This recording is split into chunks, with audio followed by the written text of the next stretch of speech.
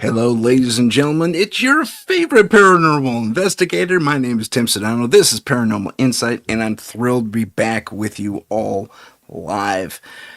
Please do join us in the chat if you can. I will put up the address right now. So go there. You should be able to join us, see the live show, and join us in the chat there. You can also do it through the UPRN YouTube channel if you prefer. That's fine as well. Today's topic is, in general lore, I'm doing different segments on different things, but today we're going to start with vampires. We're going to pick up with Vampires Part 2 next week with AP Sylvia. But today, we have the lady herself, the one who knows it all, Ms. Michelle Desrochers. Welcome, Michelle, to the show. You give me way too much credit. Thank you for having me. Sure. Thanks for being on the show. So we're talking about lore. We're talking about different things, and everyone's favorite lore, favorite creature, past, present, and likely future, is the vampire. I mean, this creature fascinates us, captures our imaginations, gives us terrible, terrible nightmares sometimes, especially when I was a kid. But now I write about them. So yeah. There you go. It's a great thing. It's mind bending because you get into you start from early on, but then you can get into the whole hypothesis that they're an extraterrestrial race. Yes, that's very interesting. That's actually in my book, in my third book. That's coming up. There we go. But a little self-plug, TOL book 3 coming out soon.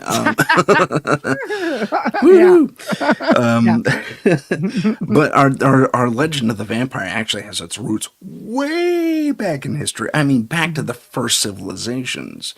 Yeah. Way back then, they were having this apparent problem. So yes. I don't know. It starts, for me, personally, it started with the Hammer films. And, you know. So the horror movies. Oh, the good old-fashioned horror movies. Christopher Lee, one of the best. Christopher Lee and Mr. Cushing, Peter Cushing. Yeah, Peter Cushing. Oh my gosh. It was so funny to see them do battle on screen and then later on see them as buddies. In behind-the-scenes clips and interviews and stuff like that. Yeah, it was great. That was a bit of a mind-blower for me as a young man. It was like, oh yeah, they're actors. I get it now. Yeah, they're not real? It's so devastating. You find out kudos to their acting, because they really, I thought for sure they actually hated each other in real life. I realized, no, it's all now they're buds, or they go to each other's homes, have dinner and stuff like that. Yeah. But it goes way back for the first civilizations. It shows up in lore from way early on. I think it's even there's a few tablets and steels that refer to it. Yes, vampirism and vampires in general, and they have various names. Like in ancient Greek culture, the Greek mythology, they're known as the Lamia. Yes. Among other things, and they had several different types of bloodsuckers that came along and took life to one degree or another. Yeah, so the most famous, of course, are the Strigoi of Romania. Oh, the Strigoi, for sure. But I mean, you look into old graves and such, even in Poland, they have found old graves where they have literally, cut the head from the body and put it down by the ankles, and they have like a big stone in between the teeth. It's crazy, the extent that they went to. And having spent time in Romania, just looking at the whole lore of everything, and just getting to know some of the older generations compared to the whole commercial side of Dracula, which we can thank Bram Stoker for that gem. But it's just there's just so much. You think Bram Stoker wrote that book and never stepped foot in Romania ever. Right. Yeah. And yet he's got it all down hat, you know? Well, it kind of speaks to how well known the lore is on all that. I mean, Yeah. there are the rules, if you will, of the vampire. Mm-hmm. So, there is that interesting aspect, and it hasn't really changed over the centuries at all. And I mean, from olden times when they were in Sumerian steels and what have you. No, for sure. For sure. Every culture had its own, had its own version. The ancient Egyptians Oh, had it. It sure, goes yeah. back to Mesopotamian times. I mean, we're going back thousands of years for sure, you know. But it goes back Africa. I Uh-huh. mean, name it. Name a continent, name a country. Yeah, exactly. And it was really big in myth. It's believed that it's one of the oldest and most prevalent beings, Yeah, in the world of mythology. And the origins, by the way, apparently remain unknown or have for thousands of years yeah. as to how far back it really, really goes. Right. And the myth states, of course, like, oh no, only a vampire can make another vampire. Therefore, who created the first vampire is what I want to know. Okay. If Yeah. this is the myth, where did it start? It's like that whole theory of creation. Yes. The I creator mean, created from the things. beginning, like I was saying, the first civilizations talked Yeah, about this in their writings. yeah. And who knows how long the Mhm, spoken word mhm, mythology was around. I think even the Native Americans here mhm, have it, mhm, have a vampire in their lore. So mhm, it literally is a global phenomenon that has been around for thousands upon thousands of years. mhm. I want to say a quick hello and shout out to Sherry Madigan. Thanks for being here and on time today. Thank you, Sherry. Hey, Ethereal Sherry. Encounters Unveiled. Welcome. Hello, Carol Ann. She's on right after you. Right on. Carol Ann, thank you so much for being here. Yep. And Patsy Foister. Hello. Hello. Thank Hello, everybody. hello, hello. So those are three of Mhm. them we got in our chat right now. Yeah. And once again, Great. if those of you are simply watching, I added an extra period to my thing. Ignore that in the scrolling little thing across the bottom. YouTube.com/at Right. paranormal_insight/streams. Join us in the Mhm. chat if you're so inclined. We'd love to see you here. There we go. So okay. One of the first things, and I actually did a segment on this a gazillion years ago. It feels like it was Mhm. more like last year around October time, Mhm. where we explored these things, and it was baffling Mhm. that all these cultures across the globe had the exact same Mhm. thing Mhm. happening, and they don't always show up as a person. Mhm. It was it Laos or what's that other one? Starts with a B. That little country over there. Libya. No, no, I not don't know. no, South Pacific area. Oh yeah, I was just gonna go down the whole yeah, go down the list. Yeah. Oh, I'm drawing a blank. Oh, Anyway, begins with a B. South Pacific area. They have a shadow creature that snakes mhm, around, and mhm. if your shadow intersects its shadow, it sucks all the blood out of you. I mean, Crazy. some of That's the crazy. weird transitions that have that Yeah. conditions rather that have to Lots be of in lore, though. Lots of oral lots of history lore. as to what these things are. You know, but I don't know. To me, the fact that it starts in mythology. This is something that it starts somewhere.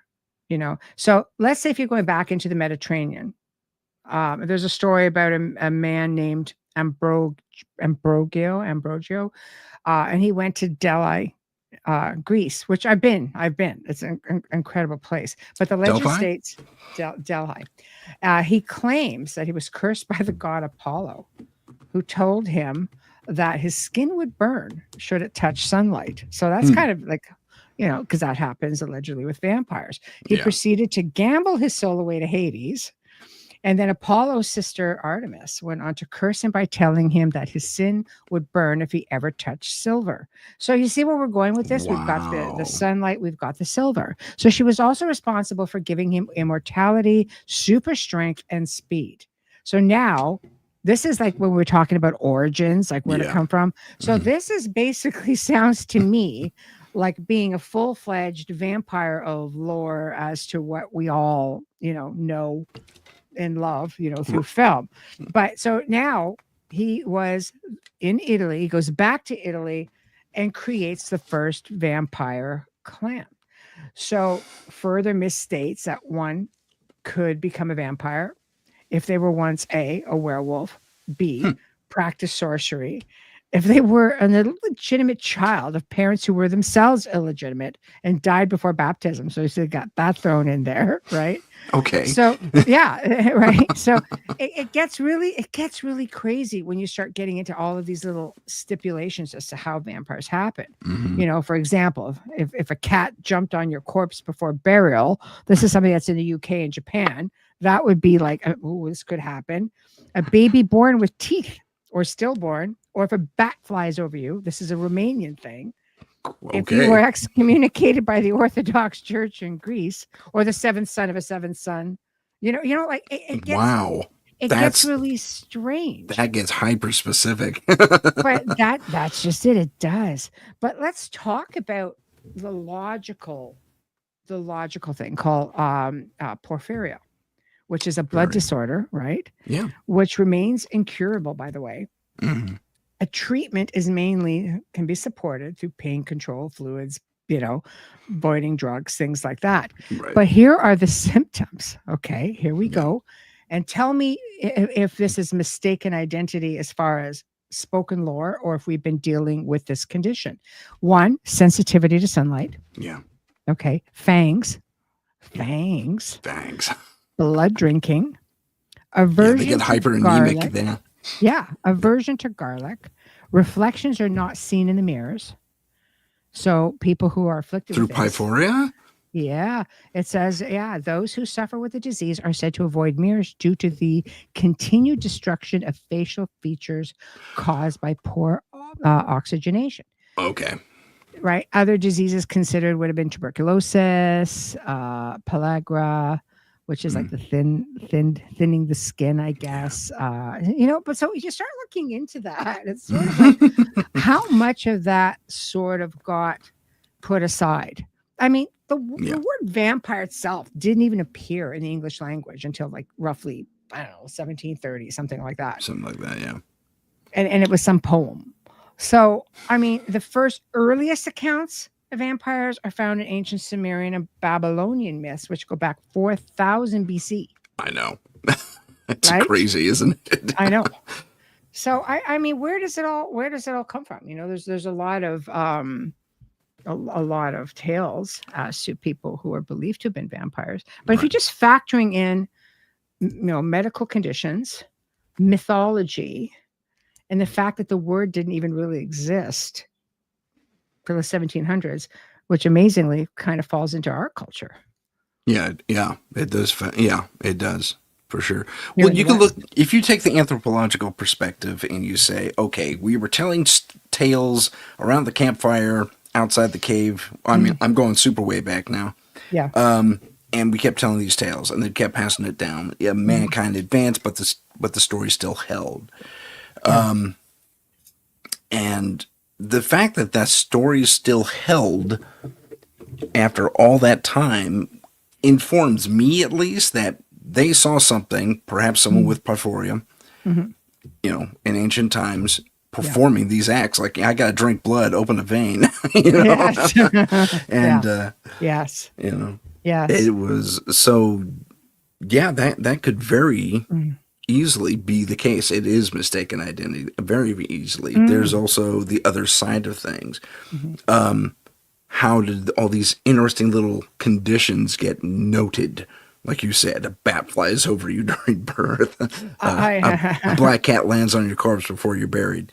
I know. I mean, yeah, those are extremes, but at the same time, you're still wondering. It makes you ponder. It's like you're telling me someone actually made this observation. Was it a one-time thing, or were they a little more scientific about it and said, no, the last 3 times a cat landed on the dead person before they were buried, they popped up as a vampire. I know. Well, maybe maybe they started having issues after the person's death and said, well, this happened when this guy was, or woman was passed away, passed away, then this happened, and the only thing we could think of is we saw this happen. Right. This bat, flew over top of him or something. They do the same things with crows and ravens. Okay, if you see one, it means this. Two, it means this. Now, if one flies into your house while you're on your deathbed or while you're sick, you're going to die for sure because it flew in. And I think it falls into the old folklore, old wives' tales or things like that, Yeah. Yeah, so. I totally agree. Big hello to Justin Consigliere. Hello there. I hope I said your name correctly. Hello. A fellow Italian here, and I probably botched the name. My apologies, Justin, if I did. Yes. So it's a thing. It's a crazy thing. I mean, you're taking, and it's was it Stoker himself? Or am I thinking of someone else? Where he was actually anemic at one point and actually drank cow's blood in order to maintain himself. Like he'd go down to the butcher and get a big mason jar full of it. I actually talked to my friend Dacre, who's his great grandnephew, because Dacre has all that whole backstory, and he has original notes and stuff from like his grandmother and things like that. So cool. Like the Bram's mom and things like that. Yeah, it's all well documented within the family still to this day. That's amazing. Gotta get him on the show. I can hook you up. Woohoo! That'd be great. Yeah, while you're on your vampire thing. Yeah, exactly. Well, lore in general. I mean, there's a lot of things that tie into vampirism as well. Yes. We have natural creatures that do feed on blood, from the small, like ticks and fleas and stuff like that, and mosquitoes to bats. Yes. And there are other, what's that? Is it a lizard I'm thinking of? That latches on and just sucks the blood out of you. I can't remember now. Yeah, I don't know. I don't know about the lizard. Yeah, I think it's a lizard. If you're not a Komodo, that's going to take you out completely. I don't know. No, it's not. Komodos they're really lazy. They bite you if they can, and then they let go and watch you die. Yeah, nice. Nice and quick. Yeah. A leech. Yeah. Thank you, Patsy. Yeah, a leech. There we go. Leech is good. Leech is a good version. Yeah. So, I mean, was it pure imagination? I mean, because there was a lot of cross speculation, no real science for a very long time that people were making just basic observations, like the basilisk, for example, is thought to be a lizard and a chicken back in ancient Greece mixed. No. Yeah. It was just an iguana. It's an iguana. Or something approaching That's it. Yeah. And that's true. It's like, they saw the frill and they thought it was a chicken lizard. It wasn't. That's nice. So maybe that's what we're seeing to one degree or another. You could be looking at, they were bitten by a bat or something, let's say. Yeah. Yes. And now we are going to have to watch out for him because he's going to want to drink blood too. Like a mosquito. Mosquito, totally. The vampires are just terrible. But yes. Yeah. But they also have what I think sometimes people don't realize too, is there is a belief system that there is a spirit or demon that was not properly buried and returned as a vengeful spirit to suck the life force. So from the living. So what I have to ask is how much of this, when we think life force, blood is the life. Yeah. So how much of this may have been mistaken for just bloodlust or also, essence? Today we would call them psychic vampires. Oh, energy vampires. Yeah, absolutely. Correct. Yeah. Same idea, taking the life force, obviously if you're a spirit, it would be more along the lines of an ethereal, connection. But I actually saw a documentary on vampires done. Actually, a friend of mine was cast in it as one of these actors one of these people who, they portray someone who was really there, that type of thing. Reenactment. reenactment Yes. thing. Reenactment. And Yes. in the documentary, they actually did a little scientific thing. It's like there's this club in New York, vampire club, full on, Mhm. and but it's strictly for energy vampires, and they'll ask permission. Can I feed on you? And Yes. so they did that. What's that thing where you press your hand up against a glass and they get an electrical reading of. Yes. And Yes. so they did that before, and then after that reading was severely diminished after the vampire fed. So Wow. it was Yeah. interesting. It was interesting. I mean, if you think about it, sometimes, you'll meet people who I don't even think are aware that they are draining you of your energy. Yeah. You ever find sometimes you're just out with somebody and honestly, you feel bloody exhausted and it's like, God, person sucks the life out of me. I think it's well, one of those sort of scenarios. And I Yeah. don't think it's like always intentional in these cases. People are just the type of energy that they have. Yeah. And if you've got maybe really high energy, you're not properly grounded. I always tell people when I work with them, besides that, I said, look, it's harder for, let's say, spirits or other beings to attach to your energy. If you ground your energy, you're just making them fight a little harder. And sometimes that they can't attach at all. I think it just falls into all of that. Some people have very attractive energy. This is true. Right? So it's not This is true. necessarily always about the blood, but blood is the life. Blood is the life. I was going to go back real quick about how, yeah, Ethereal Encounters Yeah. says this. Yes. I noticed that high energy people can suck the life out of you too. It's true. It's true. It's very true. I was going to go back to not warriors, to olden times where, like the bat thing. Yeah, there is that. But some ancient warriors back in the day, they would drink the blood of their enemies. It's true. And I don't mean just Vlad. Vlad wasn't the only one to do that. It was something on the battlefield that you did to, empower you. And it wasn't always like, it happened across the entire world at one point or another. That was a tradition, which I find very interesting. Very interesting. Well, I think a lot of things with Vlad was also misconstrued. He got really a bad rap for impaling people. People also have to remember that he spent the first many years of his childhood into being a young adult with the Turks. The Turks were notorious for impaling people. It was happening all over Europe. This wasn't just something that Vlad invented. So, I'm going to be the king of impaling. It didn't work that way. This is something that the Turks did. And he went on to continue what he was taught.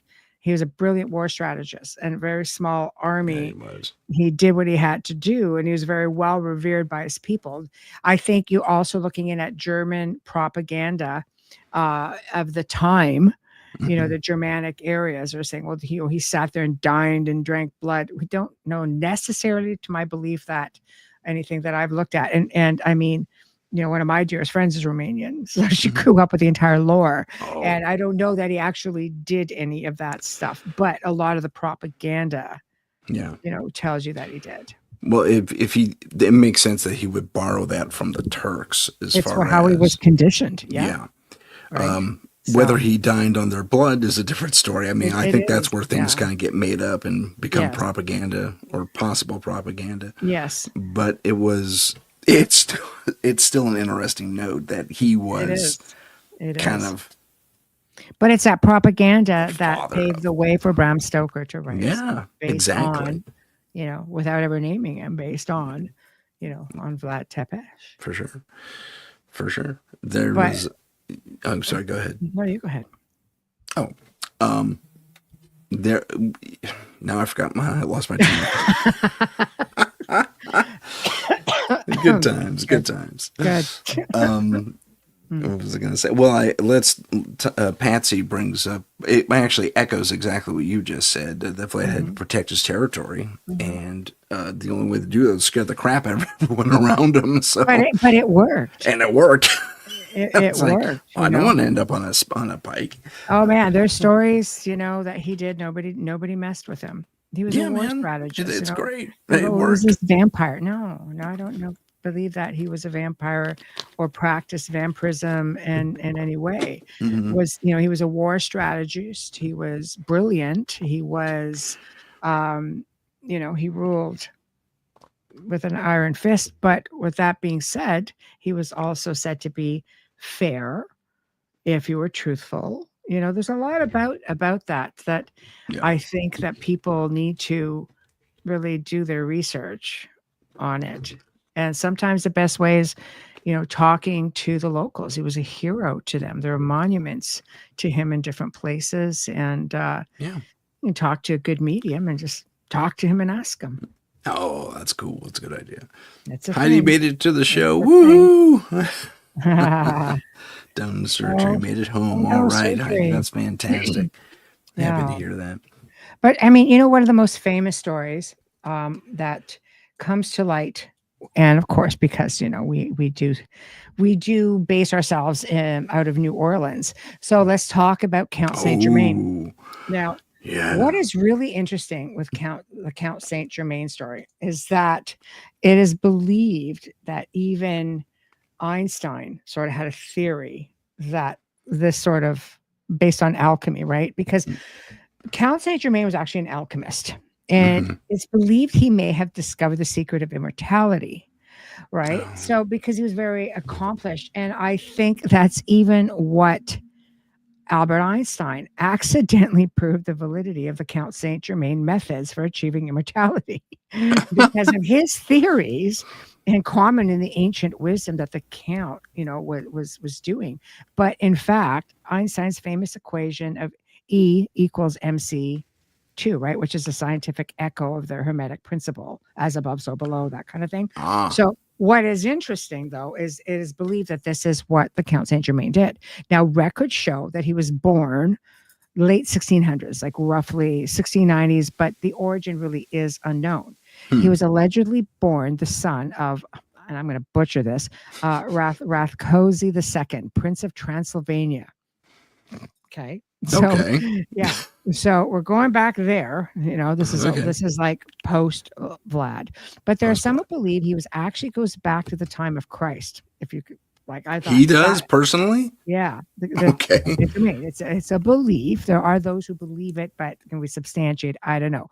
But they even believe that he attended the wedding at Cana, where Jesus turned water into wine, and the account, of course, isn't taken really seriously, but he was believed to have been present at the Council of Nicaea in 325 AD, Constantine, right?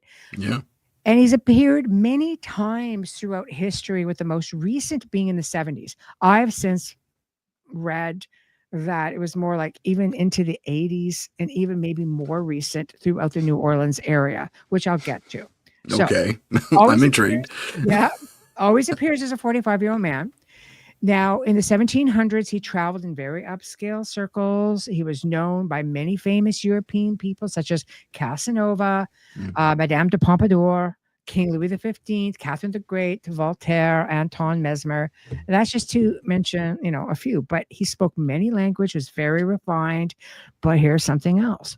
He's been linked to secret societies such as the Rosicrucians, Freemasons, Illuminati, Order of the Templars, the Knights of Light, Society of the Asiatic Brothers, like you name it, he was there because it spanned all the time.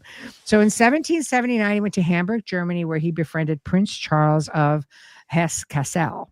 He remained there as a guest for 5 years, according to their local records. So this is actually verified in their records, and where he apparently died on February 27th, 1784. So I'm just reading some notes that I had Okay. put away here for some other research. But anyway, but in actually it says in 1785, a year later, records show that the Freemasons chose him as a representative for a convention that year. So we fast forward to 1821. It's believed that he took on another identity and called himself Major Fraser, who then disappeared without a trace. Now, he resurfaced yet again as himself around 1880 to 1900. And there's actually a photo, a genuine photo of Helena Blavatsky and Saint Germain together. I, of course, have been trying to find said photo. His most recent appearance, they say, was 1972, which was in Paris, where a man named Richard Chanfray announced that he was the Count and appeared on television to try and prove his claim. So Chanfray committed suicide around 1983 and surfaced in New Orleans again, like something like 2002, something like that, or 1992. It was like more recent times. Huh. And he said they dubbed him the infamous Louisiana vampire and went on by the name of Jacques Saint Germain and lived at 1041 Royal Street. And a lot of people in New Orleans, this is a story Joe told me personally, people in New Orleans say that there is, obviously there's a lot of places that have underground, vampires. Some believe they're authentic. Some believe that they just live the lifestyle. But people who have visited, especially the French Quarter, have reported seeing beings that defy the law of gravity and being able to jump up high on buildings or down, and that they'll sort of enchant people, but the whole method of how they move is completely different than an average human being. Okay. So the reason Anne Rice loved her New Orleans, I mean, there's a lot. Yeah. There's a lot in there. You know what I mean? So Well, I don't know. There was that nunnery way back when too that apparently imported a vampire. See, who knows? I know. But there, and then more recently, I saw something. I think it was on Instagram. This influencer, I guess, for lack of a better term. Yes. Tells the story secondhand where it's Mardi Gras and these two friends or these two girls are partying, having fun, and they meet this dapper gentleman. And he says, I know the quarter well. How about I give you a little tour? We'll hit the different bars and all that fun stuff. Yeah. And, well, okay. And they just kind of go for it. And they, every single time they go into someplace, they walk through the threshold, and then, but he hangs back. And they think he's being gentlemanlike. And I say, no, come on in. Oh, thank you so much. And then, I was waiting for the invite. So that pattern keeps cropping up, and why you two look exceptionally tired. Your hotel's on the other side of the quarter. Why don't you come to my place? It's right over around the corner here. Yeah. And one of the friends, the first friend says, sure. And she's lit like crazy, totally drunk off her butt. And the second friend says, you know what? No. Because something about him was starting to put her on edge. Yeah. And so he pleads with them and says, are you sure? Yeah. Okay. That's okay. That's Very fine. Interesting. Very And the one girl gets sick in the corner, and her friend attends to her, and when they turn back around, he's gone. Oh boy. So maybe there's something to be said. It could still be the same guy. We don't know. But because he's just sort of missing. Like he resurfaces every now and then. But I guess you'd have to, if you think about it, right? I mean, if you're there for like 100 years, or they're there for 50, and you're not aging, right? People might be sort of wondering. So then you drop off for a while, then you resurface again. 50 or 100 years later. Yeah, exactly. Yeah, you look like that guy. Do I? Oh. Don't I know you from somewhere? Like 50 years back? Maybe. Not me. Yeah, exactly. Sorry. But I also think that when people come in, you have all of these ancient traditions and folklore from the old world that make its way, when people come to the new world, that belief system still tends to follow. I mean, I have read accounts where this has happened with werewolves, vampires. One of these people, I believe, was Mercy Brown. Right, the story of Mercy Brown. Oh my She was known gosh. as New England's last vampire. How many were there before her is what I Yeah. want to know. New England's last vampire, Okay. located in Exeter, Rhode Island. She died in 1892 at the age of 19 from consumption or tuberculosis. And there, at the time, there was this large vampire craze or panic in this area. Mm. And people believed that she was feeding off of humans after she died. So her body was exhumed, her heart was removed and burned. And the ashes, of course, were fed to her sick brother to ward off evil. Can you imagine that? Like, what Here, the freaking here, who Ben. thought that Have was a some, good have idea? some ashes. I know. But the thing is that they don't really specify that everything, apparently things stopped after that, but they don't really specify for sure. So again, are we dealing with, the ancient, or not the ancient, but the old world mindset? Because I don't Oh know how yeah. you can get away with some of this stuff, like in the new world, like in the Well, I late mean, it's 1800s. amazing. I mean, even today, I Yeah. think you're absolutely right. I think your theory is spot on. Even today, in modern day Greece, there is a sect. A sect. I shouldn't call it a sect because it's a pretty sizable amount of the Yeah. population. Actually, something like 15-20% actually Mm. technically, even if only technically, still worship the old gods of Oh, for sure Olympus. they do. But they do. Yeah, I That's a mean whole other show that we that can is go a down a whole another rabbit show. hole that might get us booted off. We have to Right. go into private mode after that, but we can do it. Let's do it. Oh, No, yeah, we're that's busy an today. uncensored show, Tim. But but I do think that there are a lot of cultures, even in modern times, that do go by the ancient, or the theories of everything, the ancient lore, oral history, Mm. obviously of their ancestors. That makes sense. I mean, I don't see why you would completely abandon it. Yeah, yeah. Look at well, my religion is Catholicism. That's what I came up in. Yeah. That's still around after 2,000 years. Oh, I know. So, I mean, I know. I if, know. if that can happen, why wouldn't the other religions have a similar following? Even the Okay. ones pre, Absolutely. you know. Absolutely. I also think that there's stuff that is still reported. Like, there's just stuff that we're never going to have all the answers to. You Yeah. know, have you ever heard of the Highgate vampire? That's a very famous No. one in England. No, No. so Educate much me. around that. Oh my God, the Highgate vampire out of England. This is something that is still to this day people believe is a thing. Hmm. And it actually came down to a couple of researchers even sort of like knuckling down against one another with some of this stuff. Yeah, it was a really big deal.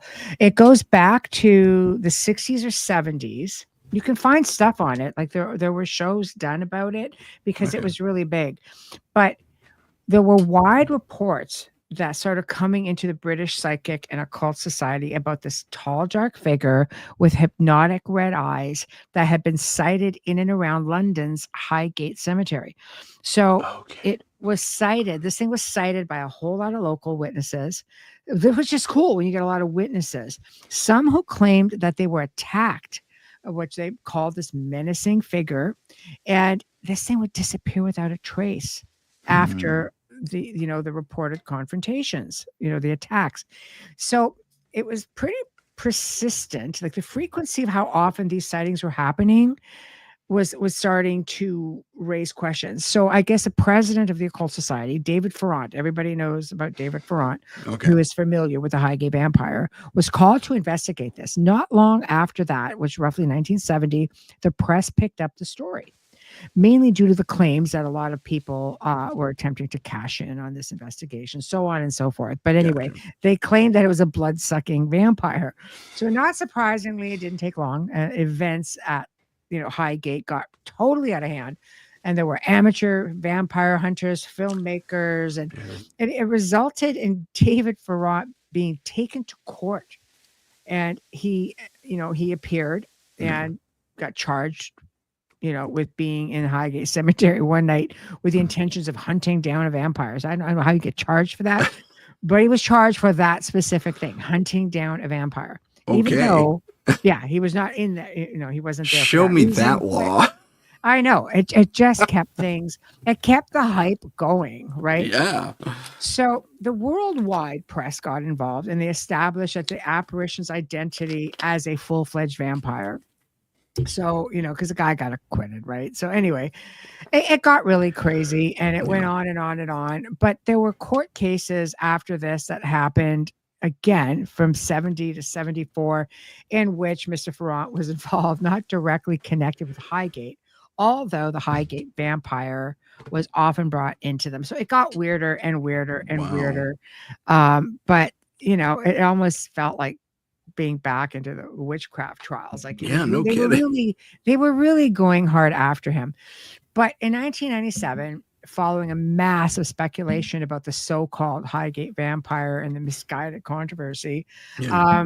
he accepted the offer by a local historian to literally just, he took over a group called the Highgate Vampire Society, and its purpose at the time was to sort of a repository, I guess, to collect some of the history and data concerning the Highgate vampire, like to really get in there and say, okay, was this a one-off, or did it only last a year or two? Like they were just trying, and even to this day, there are a lot of people who are trying to, I mean, prove or disprove who was this guy, Hmm. what was this thing, where did it come from, where did it go, is it still ongoing to this day? Like it's a real touchy thing. Was it Jacques Saint Germain the whole time?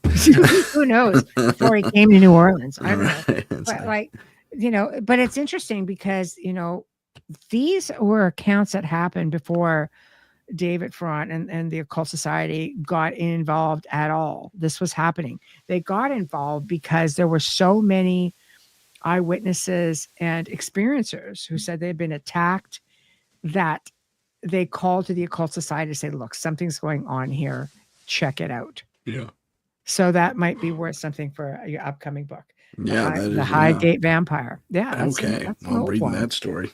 I know. But you see what I mean? How it's just so it's so easy That's, to fall into some of the yeah, old very world easy. I stuff, mean, right? that was the 70s, man. That's relatively modern. I know, That kind of I know. hysteria surprises me, I actually. know. 60s and 70s just started happening. And Patsy mentions a vampire killing kit.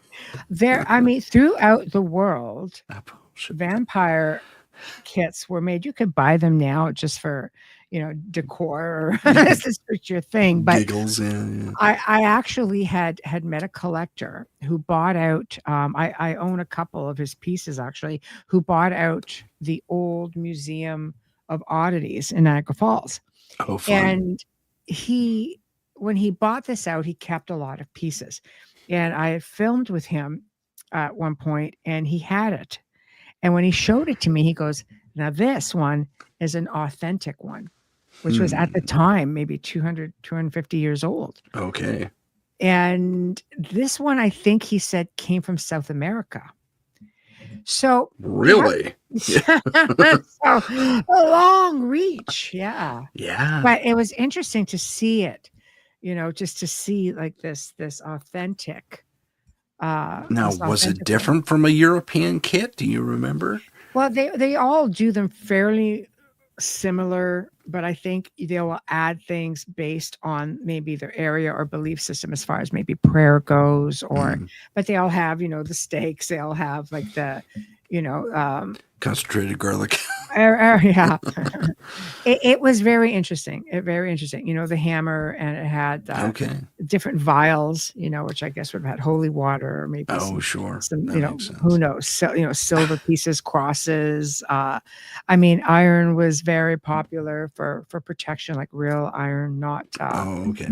yeah, not a lot of the crap filled stuff that we have this day and age. Like when we had our Gothic home, it was built in 1872, so they used iron nails. Oh, Yeah, fun. and when we were doing some restoration, we found all kinds of stuff. So I had given some to friends, and you put them over your doorways, and they worked the same way as old iron horseshoes. And it said to ward off fairies, said to ward off Okay. evil spirits or evil ethereal beings or anyone that wanted to with the intent of harm. So it's a thing. Sorry, I just caught Patsy's comment Yeah, about what they're Jewish. I know. The cross won't work. But I guess that's Whip out the Star of David, I guess. Yeah. I mean, I guess that's what I mean as far as depending on where the kit was put together, would essentially be equipped with whatever the belief system. I truly think a lot of it is intention for sure, Mm-hmm. I couldn't agree more. I couldn't agree more, especially when it comes to repelling things or casting things out. You're dealing with a lot of very specific stuff related to your personal intention toward that effort. Mm-hmm.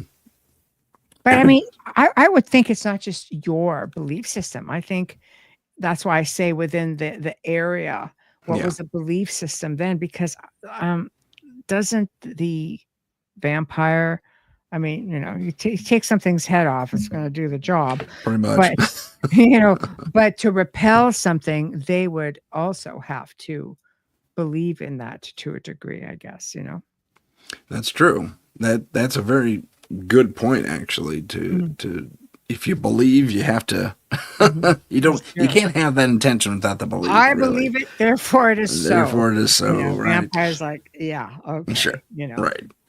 Yeah. Well, I mean, they've even said that in films. It's like the cross doesn't work on a vampire at one point, and it's because you don't believe. That's true. That's like, but what's very interesting is how the traditional movie vampire, for example, how it works. Some of them, you can't walk around at night or during the day. You can't eat normal food, but yet in some cultures, yes, they can walk around during the day. I mean, I think we could look at Bram Stoker's Dracula, where Gary Oldman walked around in the daytime. Yeah. They can't, and in some cases they can eat normal food, but they still have to have the blood. Right. So, it's just very interesting to me how it varies from culture to culture. It is. Carol Ann made an interesting point about invitations. Interesting how you have to invite, she puts in quotes, them in, just like everything else we do in life. Invite it all in. And it's like, okay, that's a fair point. Tim, I mean, if you're into the paranormal, which we, obviously we are, it falls into some of the malevolent entities or alleged demonic entities that they can come in, but when you make the invite to bring them in, whether it's through communication, Ouija boards or pendulums or whatever the case may be, if you're initiating contact, I always used to say, any form of communication is an invitation, right? That's a very good policy. They're harder to get rid of if there's been an invite, which is why children often get targeted as well, because they can be fooled into making that invite. Oh, yeah. With certain beings and shape-shifting and things like that. So then you've got to get on the child's mind and say, how do we renege and how do we remove that invitation? Easiest way is, did you ask your mom? I'm 4. Did you ask your mom if your little friend could come over? Did he ask his mom? You better go home and ask your mom. And my mom said no. And it's just like a reverse psychology, but it works. Okay, if it works, it works. Well, the person who makes the invite is usually the one that has to uninvite. So how do you do that with a 4-year-old? Yeah. I'm sorry, I didn't get my mom's permission to get out. Yes, exactly. Mom said no, and you're, but it's a way of doing it so there's no fear instilled into the child. No, that's a good point. But it is interesting that again, the invite sort of thing still applies in some circles of high strangeness. Yeah. Oh, very much so. Hello to all of our people who have joined us recently. Just now, Mish came in. Yeah. Sparky came in. And, yes. Did we say hi to? We said hi to Heidi, didn't we? Yes. I think we did. Okay. Yeah. So big hello to those guys. And those folks, fine folks. No, it's great. Mish, I got to share Mish's little story here. He had a friend to come to his house. He asked to invite him in. He asked Mish, invite me in. Yeah. And Mish's first response, "What are you, a vampire?" Exactly. There I we thought go. that was great. Mom rules, though, Mish. Mom Yeah, rules. mom's rules. That's what she says. I have to remember that. No, Mom said no. Exactly. Mom's. Exactly. It works. It works. That's But good stuff. but I love that, and I love how, um, like many ancient belief systems, how it makes its way to the new world. But you know, new world has a great way of bringing it to life on screen. Yeah. But even if you're getting into Nosferatu and things like that, that's very old world still. Like a Very lot of old. that started over there. Mhm. And I was telling you about Wayne when he wrote his book Unnatural Selection, part of Oh, the Vampire right. Tales series, right? It's book 3. Right. There was a story that he found, which he incorporated into the book. I thought it was freaking brilliant. But there was a story, the guy who wrote Nosferatu, I believe, if memory serves me correct, it was his brother, or it who was in the army, the German army, with a man who told him, or was part of this story, where they had to spend the night. It was raining or it was cold, so they went to a farmer and said, "Could we please, sleep in the barn? We need to rest and we need shelter." The farmer said to them, "Yes, you can stay in the barn, but you need to lock the doors and lock yourselves in." And they're like, "We're how many men? And we all have guns. We're okay. It's all right." That's all. And the farmer said, "Your guns will not help you against the things that come around here at night. You don't want them to get into the barn. Like they're not going to help you." All right. So they sort of, perplexed, but they locked themselves in and reported that the things they heard outside the barn were horrifying, just horrifying.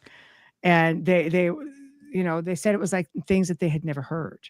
Mm. And I'm not going to give away the story, but for those of you reading who have read book 3 or are looking to read book 3, because I know there's people in chat who have, then I don't want to give that away, but see if you can guess it. See if you can guess it. Right. That's where it comes from. So the guy who wrote Nosferatu took it from that story. From that story. Wow. Yeah, it's like the description and stuff like that. It's Oh, that's crazy.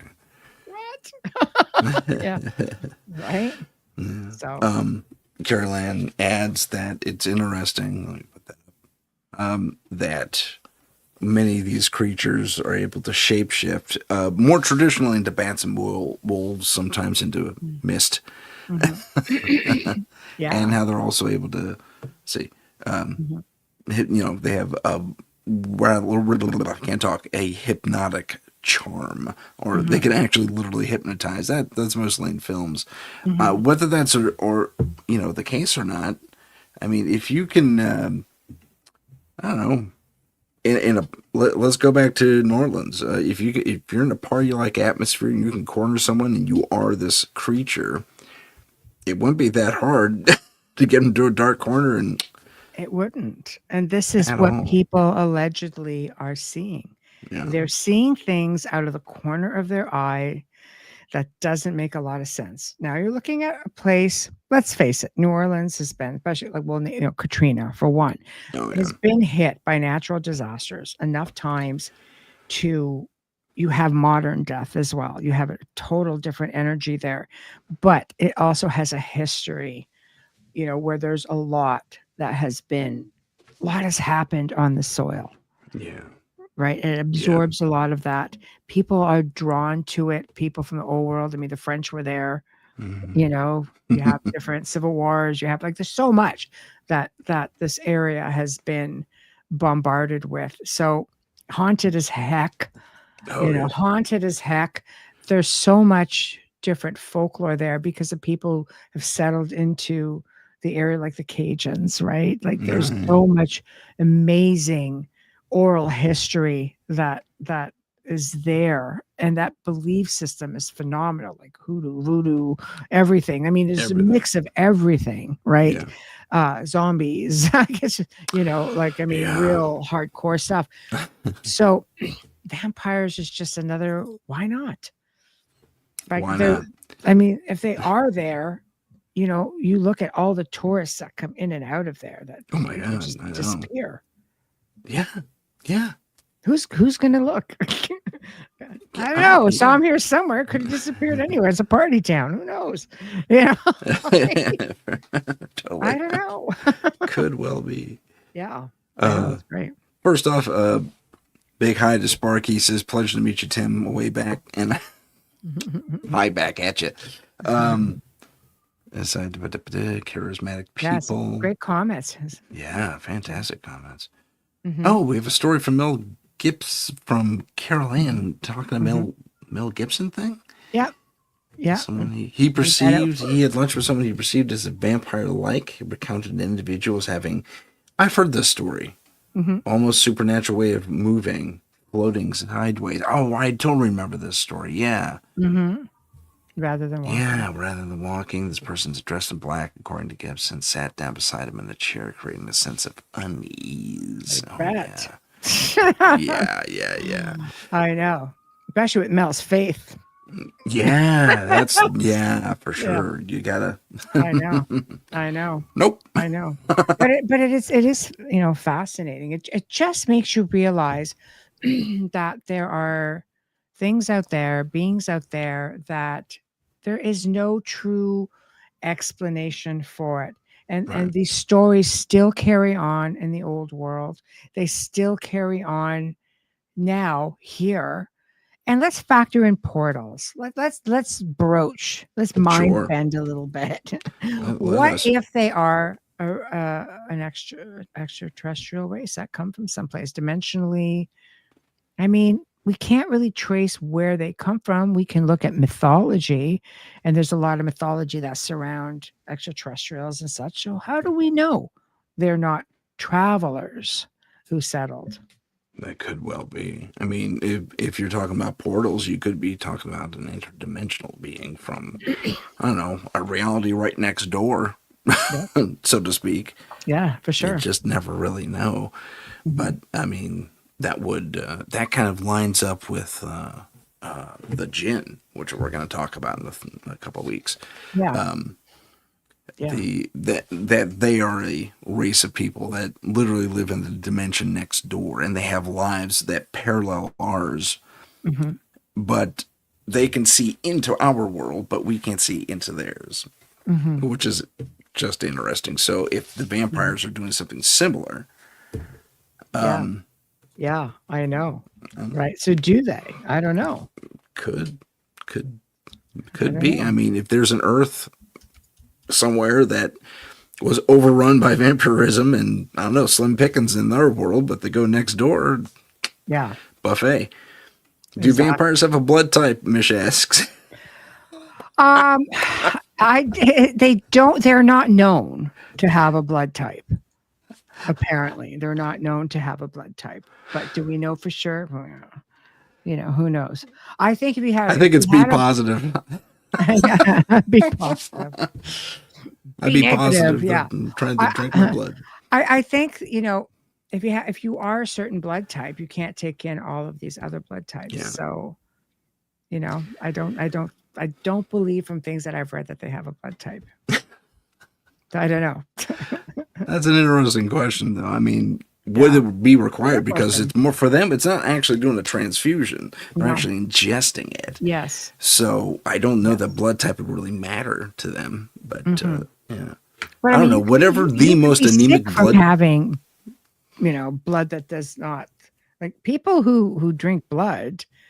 There are those who do. They have this movement. They have donors. It's believed that. You can get really sick from that sort of thing. So there has to be something that some people have a tolerance for to be able to do this. For those who, mind you, those who look for donors are usually looking for their own blood type. I think I could be wrong. I'm not a vampire. Good to know. Thanks for putting that out there. I have sort of the same, sleep habits as one. I don't sleep much at all, but yeah, but no. So I don't know. It is very interesting. It's intriguing. Yeah, Sparky puts forth that many, and we talked about this briefly. Many animals do drink blood, Yes. and they have low iron immune systems, and they wonder if that's why they need the extra blood. That could be that's kind of along the lines of anemia, Mm-hmm. and Mm-hmm. people like I think, like I said, I don't have a positive thing on this, but I think you semi-confirmed it. I could be wrong. Or Bram Stoker himself was anemic and actually drank Mm-hmm. cow's blood. Mm-hmm. Um, Yeah, I can't recall on the whole cow's blood thing, but again, Dacre would know. You always go back and check out the Dacre Stoker archives. good to know. He's Good to know. he's just incredible. Just very knowledgeable.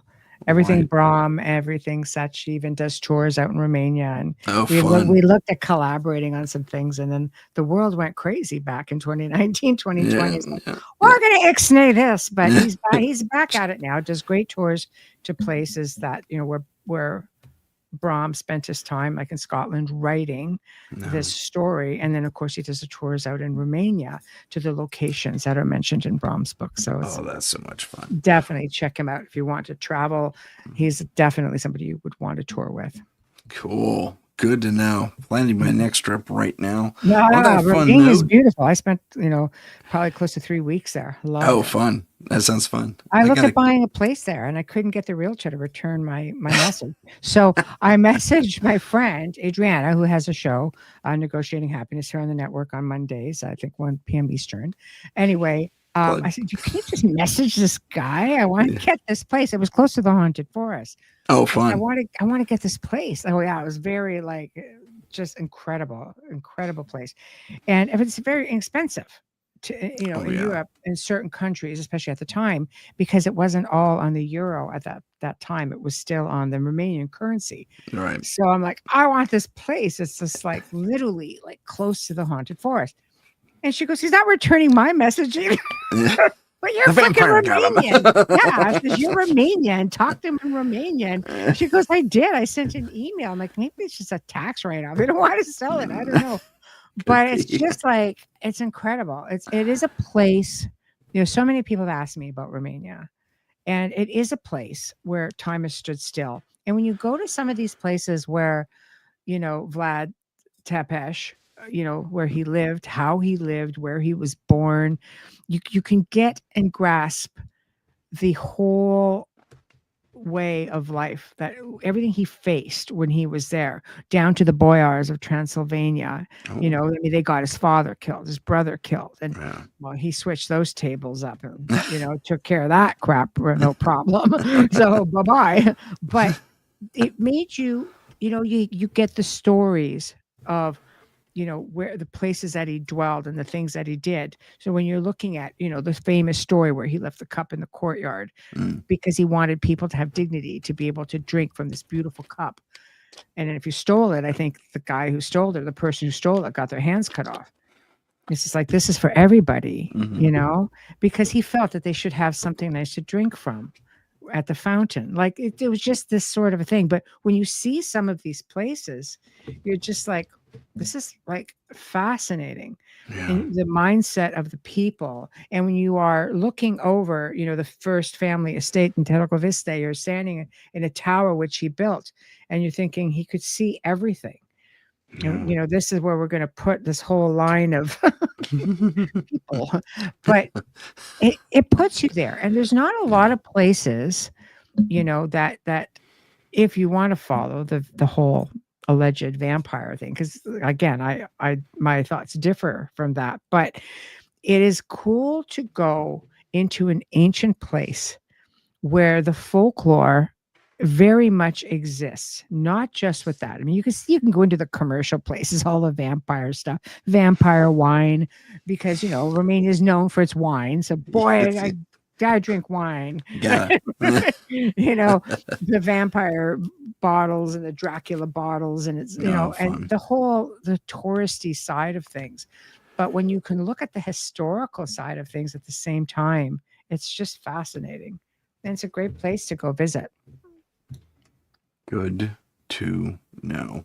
We're going to Right. take a very quick station ID. We'll be back in 15 seconds. This is the United Public Radio Network, 107.7 FM in New Orleans and 105.3 in the Gulf Coast. UPRN talkradio.com. Esoteric programming at its finest. And we're back. We are. Here we are. So I called up a couple of photos of what Yes. our common modern vampire looks like, Yes. male and female. And for whatever reason, AI gave her only one tooth, so she's a snaggletooth vampire. But this is what we're used to seeing in the films, them feeding, the way they drink from our necks, because that's what the vein is, right? The artery is, right? The carotid artery.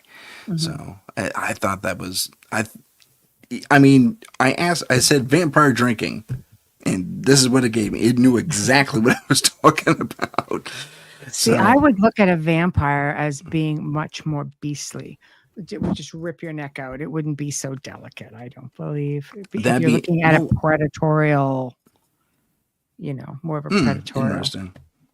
My I thoughts. would say, I don't know. I think there's something to be said for the more modern vampire, like we saw in the Hammer films, that would bite into the neck and was very specific about taking from that one wound more and more and more. So, because if you do rip out the whole throat, that's a lot of wasted food. Yeah. It could. Well, it is, but you're not always looking to turn someone either or enchant someone. You're looking to, sometimes it's just a quick feed and that's that. So it's not overly delicate. I think film portrayal is a lot different than I think lore. Obviously, that's true. Because the vampire is supposed to be enchanting. Yeah. I'll tell you, one of my, aside from Bram Stoker's Dracula with Gary Oldman, which for the longest time he was absolutely my favorite vampire. Then I saw Luke Evans. Okay. Yes, and when Dracula Untold came out with Luke Evans, the story to me resonated more because it showed him as Vlad. It showed him as having faced to give up one of his sons. Like the historical side of Vlad was coming out on film, just like Bram Stoker's Dracula did. You got snippets of that. But in Dracula Untold, this happens, and then all of a sudden he meets this older vampire. You see where he gets turned. So now you see the vampire lore coming into it, and you see him transitioning. I found that to be so fascinating how it all took place, within the really old world, not, just the Victorian times, but it took place in the 1400s and to modern time, where there he is with his Mina, or his actual wife, not Mina. Like it wasn't that. It wasn't the Bram Stoker version. Yeah. But it was the Vlad Tepes version, and how he followed his love through time. It's just the whole thing fighting his armies against the Turks. Yeah. As an empire. It's just that one resonated more with me, I think, than a lot of the modern vampire stories. Interesting. I can agree with that assessment too. That was very thorough. I did appreciate that, historically speaking. Yes. It was a good show. Definitely worth a watch. Yeah, give it a look, folks. I may revisit that myself tonight. I know. Me too. Oh no! Wait, I have a show. You have a show. Sorry, yes. You can't do that. Yes, no, that's not okay. tonight. It'll be a great show. It'll be a great show. So, I like that. Mish asks, could a vampire drink from you and not know it? Like sleep drinking? Oh boy, I'd know it. Yeah, someone would know it. Like a psychic vampire. They continue. That's a I, good I, question, possibly. I mean, are you suggesting then that blood sucking vampires are also energy vampires at the same time? I remember reading a story once about a man who was attacked by some sort of a specter. Hmm. Okay, because this was all invisible. He didn't see it. He just knew like something was touching him. And when he was sort of in a state of half sleep, not sure, am I dreaming? I'm Mm. aware something's going on, but am I in this sleep state? And he woke up with little puncture marks Hmm. and droplets of blood coming down. So that's what I thought, bat. But the holes were just bigger than a small, like when a little bat swings by and bites you, it's so fast. It's your little razor sharp teeth. You have a little bit of a, it's not Yeah, punctures per se. Like it's really like a fly by, zip by, get a little drink. almost like a That's it. razor cut versus a Yes. puncture. Yeah. Yes, exactly. But he woken up and this is what was there. There were puncture marks. And Okay. and he said, he goes, "I dreamt something." He goes, "I knew it felt like I was being like something was on me, touching me." He goes, "But being in a sleep state, didn't think about it really, Hmm. and didn't really," he said, "didn't really feel it a whole lot, but again, thought, oh, a little bit of pressure. I was, and in the Hmm. morning, and this is what he saw." I read this probably about 5 years ago. It's a story that's How just probably how old floating is around. the story itself? I don't know. You know what? I was coming across it. I used to, because I'm always researching things, and this was just, I've always loved like vampires. I was probably researching something on, Vlad, probably around the time where Dacre came on, did his first show with me. But anyway, this was just one of those side stories. I'm going, God, this is interesting. But yeah, but there just didn't seem to be enough substance with it to cross reference or anything like that. And always researching the paranormal, things come up all the time, right? Yeah. So I don't know, but I thought now, having researched so much more, I thought, what an intriguing story, because I do believe that everything connects. And if we are dealing with, let's say, a dimensional or a multidimensional, interdimensional race of beings, if we're dealing with extraterrestrials, it kind of makes sense in a way. Yeah. If they're sort of kind of wandering through. It's an interesting theory. It's an interesting theory. You can hypothesize many different things, but Yeah, he, for he sure. claimed it happened. That's pretty intriguing. Yeah, there Yeah. was I can't remember if it was. I guess it was a documentary. It may have even been like one of the first episodes of something along the lines of Ancient Aliens. That doesn't really make sense, but it was something along those lines. One of those types of shows where they're exploring the strange and the weird and unusual and all that. And there was an anthropologist, Mm. and they were saying, no, was it an anthropologist? Was a I know what it was. It was an anthropological biologist. Mm. So they look at the entire spectrum of our biology, but they're saying, okay, so human beings became pretty much the apex predator at a certain point in time, Yeah. but Yeah. that then leaves open for a super predator to be in place, and that Mm. the vampire actually technically has a place in our philo, Mhm. the hierarchy of life on Earth, to be a super predator of humans. So if For there's sure. a need for it at the Yes. biological level, which I found super fascinating. It's like, It is fascinating. yeah, It is, because again, it's a really old lore. oh Lord. I mean, You it know. it makes you think like our ancestors at one point somewhere had to see something that was Mhm. making that story come to life. They saw someone doing something somewhere. I think that that's part of it, because folklore comes from sightings. It comes from stories, but it Right. comes from somebody somewhere saw something, Right. probably more than once, and Yeah. it's sort of just kept lingering around.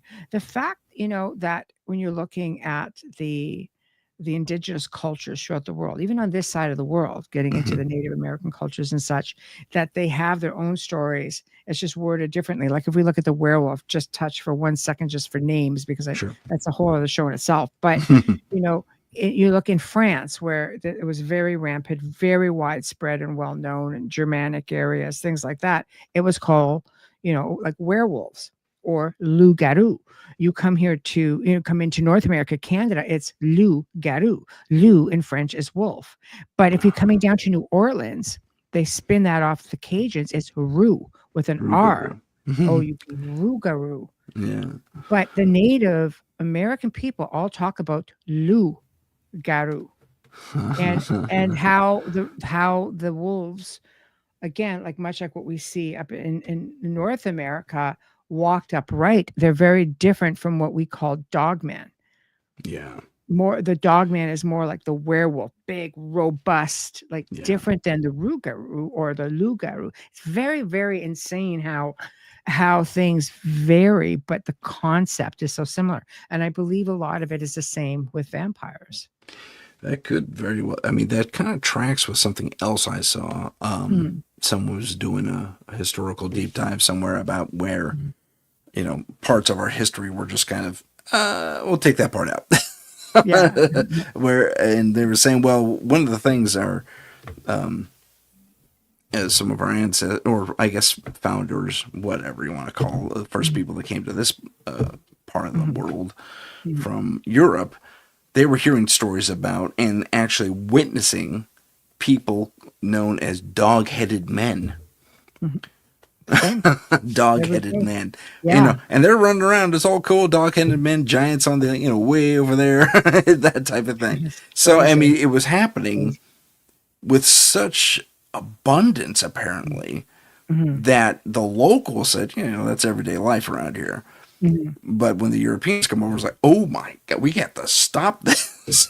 Yeah. Well, there's so much out there that I don't think we're ever, the old tales go far and wide and vary based on belief systems and cultures and so on. It's just crazy what's out there, but the concept is the same. So it started somewhere. It started somewhere, yeah. And I think, well, my partner in Scary, JJ, I had her on a couple weeks ago.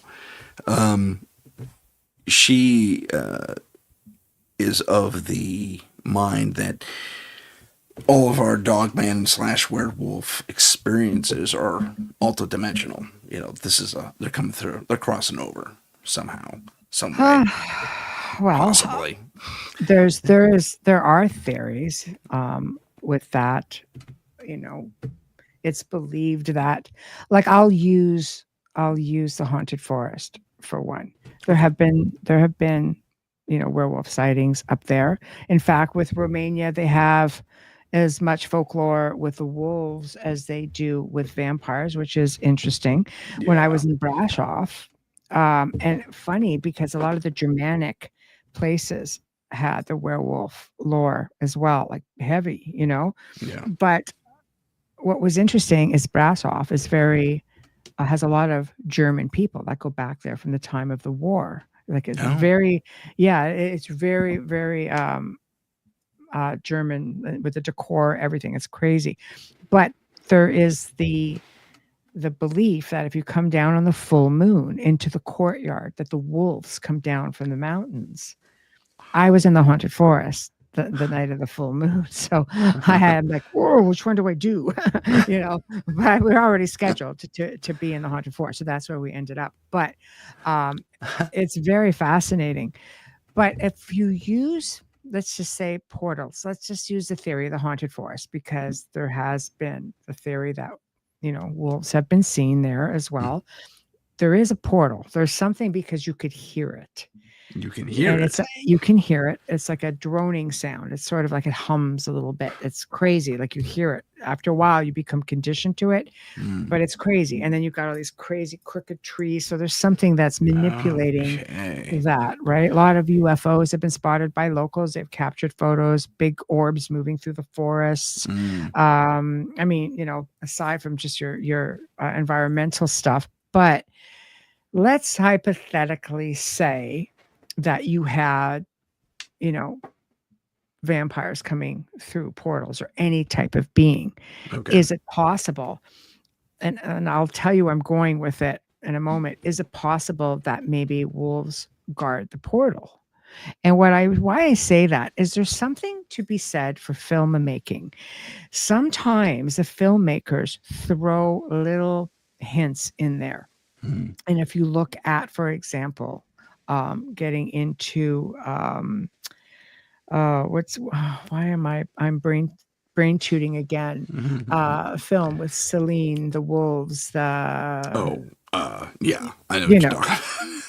I'm blanking those, too. it's not just me, thank gosh. But the wolves were being used as guardians during Yeah, the day to the whole guard underworld. the underworld. The whole Yeah. underworld was the whole underworld series.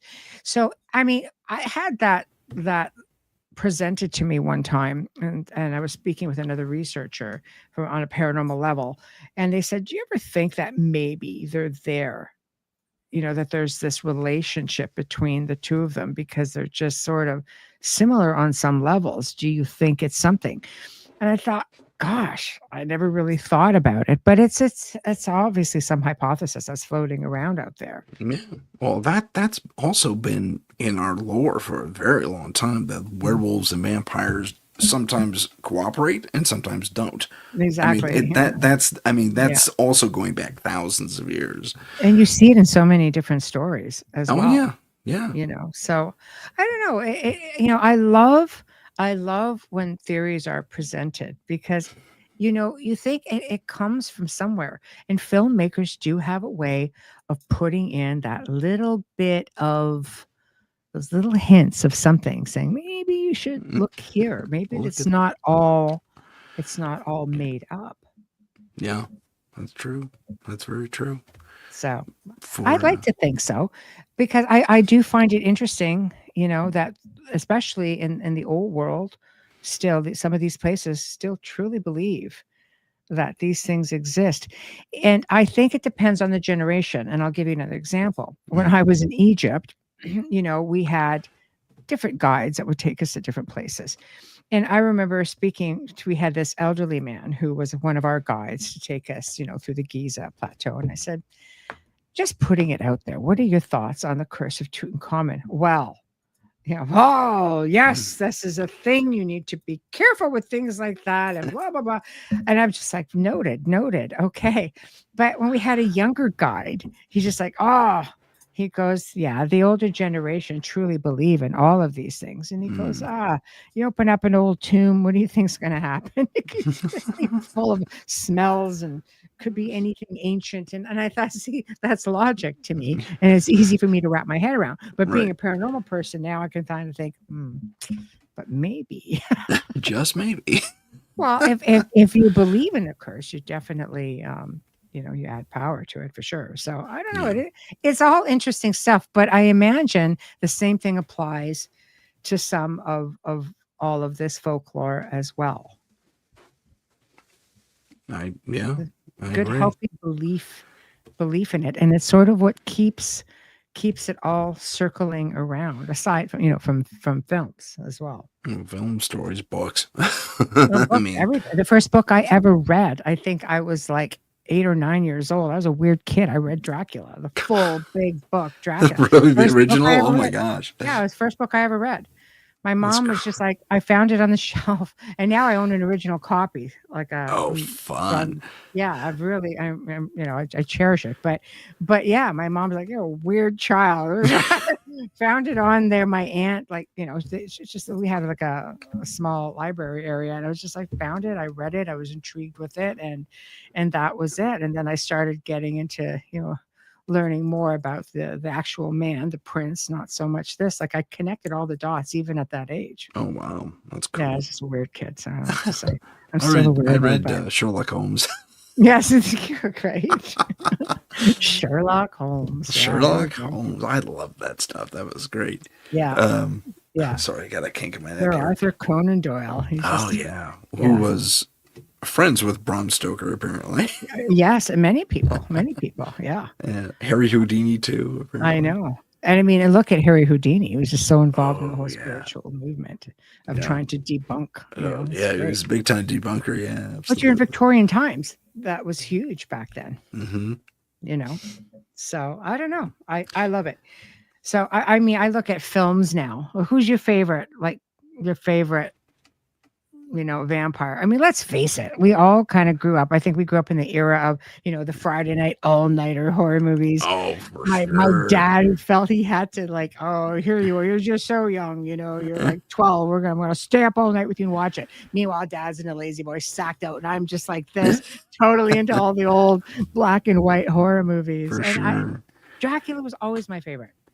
Oh, Always. me too. Yeah, especially Bela Lugosi's Dracula. He was, I mean, the Universal Dracula got a little Yeah. corny, no, but at the same time, Yeah. you can't knock Bela Lugosi. He did a Bella was awesome. fantastic job He was one of my giving. favorite. Yeah, well, and he was also from the region, if I remember He correctly. was. So Yeah. he knew it. I mean, he knew what to throw in there. What to keep, what to throw away. The accent was Children of just the light pants, he perfect. says. Yeah.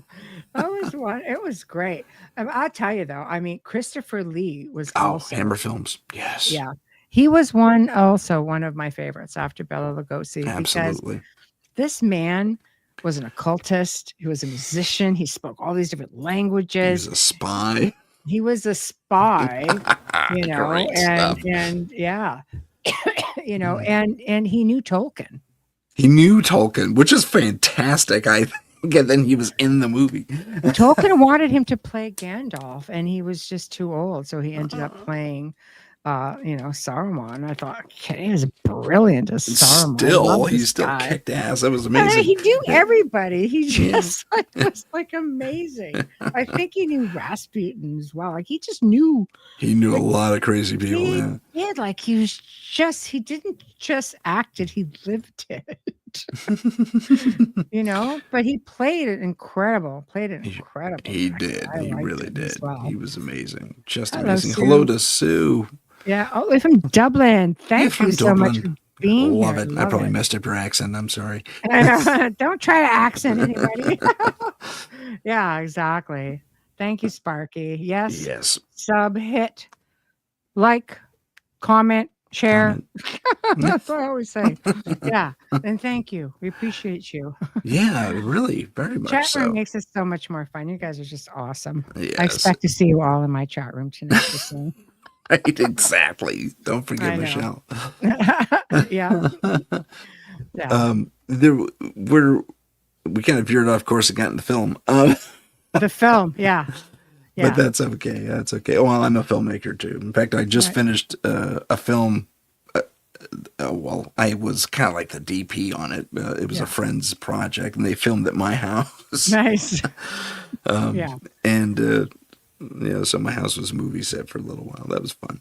That's But always it was interesting just to and you're right, there is a lot of things that filmmakers put into the works. Now there's also in your larger budget it's mostly outside the independent spectrum, but in the larger like Hollywood or BBC or whatever what's the Canadian version of CBC? Oh, it's terrible. Don't want to Yeah. advertise that. No, so we have, yeah. No, we've got- Who puts out we your have- movies though? Oh, our films? Oh, I mean, we have Travel Channel does a lot of the movies. We have different networks. I don't actually have Canadian television. I have American television. Okay, so we'll stick I with Hollywood have for like now. DT. Yeah. So, But Hollywood films have always Mm. had that little, like you were saying, there's that little tidbit that the filmmakers put in to kind yeah. of, Dolly.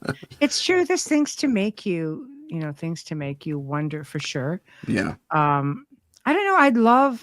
I find sometimes when you're looking at newer films, there's so much put into the graphic of everything that you forget the story. I used to love you go back into, for example, the old Dracula, Bela Lugosi, there were no theatrics, but you really kind of sat on the edge of your seat because of the way he presented himself and lurked around the corner, and you're kind of like, oh, you knew exactly like you should be feeling terrified at Right. that moment. right. Then you get into the like 70s shows like blood spatter everywhere. It's like, oh, for God's sakes, where's imaginative stuff, Yeah, gone. Yeah, no, exactly, exactly. But it definitely, I love shows even like Van Helsing. I love things that take place in like with the old world settings and just again make you're mixing the wolves and the vampires and they just seem to be the two beings that go hand in hand. They Even do. even Okay. back in the 70s, they were putting Dracula meets the mummy. Like Oh yeah. you Oh, they did had that in the 40s with yeah, Evan Costello. They met the mummy, the werewolf, the I know. Wolfman, rather. I know. Dracula, Frankenstein's monster. Yeah. They met everyone. Yes. Yes. Now it was fascinating though. I love the old films and they're getting creative and now you have AI. So who's to know Who's the what's going to yeah. come of that? But you know, That would be interesting to. Well, not really, because I'm fooling with AI right now just for different mm, elements of my filmmaking, not the mhm, filmmaking itself, but mhm, elements of it. mhm. And it never like I just pointed, I just showed this on to the stage again. So here's my snaggletooth vampire that AI Yeah. created. Yeah. That's just I funny. was like, you didn't Leaves out one tooth. That's good. quite get it right, but you Yes. know. Yes. So it's still learning. Yes. I guess It's you still can say. doing its thing. Yeah. We're still gonna, yeah. Yeah. But I mean, I'm helping a friend with the documentary as far as editing goes, and he's doing this thing where he's going back in time, and part of his research tips into Nazi Germany. Hmm. And we had this one clip that we just did. For those who don't know what a Ken Burns in is, that's when you have an image Hmm. and you zoom in on the image or you pull out from the image depending on what the vibe is of the thing. Hmm. But now with AI, we can actually animate photos. Hmm. And we had this one photo. I don't know who took it, Hmm. but it was part of the whole Holocaust thing, and the prisoners are being loaded onto a train. And he Hmm. says, "Do you think AI can animate that? Because we just got a system. We just got a little piece of software." Hmm. And I says, "I don't know." So Yeah. we tried it, and it was freaky how accurate that animation was. The way people walked, the way the crowd shuffled, and Hmm. it was freaky accurate. It Hmm. looked accurate, I I should say. just can't seem to get all of the digits right, for Yeah, example. You can there's always tell. or they're missing like Yeah, like the Snaggletooth tooth. Fang. Yeah, there you go. See, there we go. Exactly. So I don't know, but I think it's got a bit of a ways to come yet. But Yeah, mind you, there are people who would not even know the difference. I mean, you see people quite confused by it. Things that are being presented out there. It's got to be AI. I was just like, look for the imperfection because right. that's Oh yeah, you know, it's pretty. yeah, I saw this one clip. People were just so sure that this yeah, was a UFO parked off a some little tiny independent municipal airport somewhere in mhm, in the U.S. mhm. And but if you look at it, it's like no, someone's just moving the picture around. Yeah, exactly. Exactly. We live in this is what is going to get really scary is we live in this the age of digital or AI and I mean it was hard enough, just to be able to see what's real, what's not real. Now Yeah, it's just going to keep getting better and better.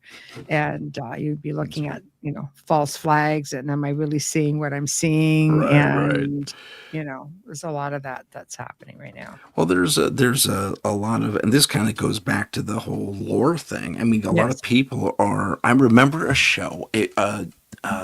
Oh my gosh, who's that? Who's that guy who's a former FBI agent? Who he's done a bunch of paranormal shows. He's a UFO chaser of some sort or another. Do you I know what I'm can't talking about? I can't keep I track. can't remember his name. He It's has a hard. really basic name too. Yeah, I'm yeah. gonna kick myself when I look it up later. It's like, how could I forget that? But anyway, Mm, he was part of this team that debunked and or otherwise, I guess, debunked videos that came in. Mm-hmm. And one of them, I can't believe they ever put this on the air.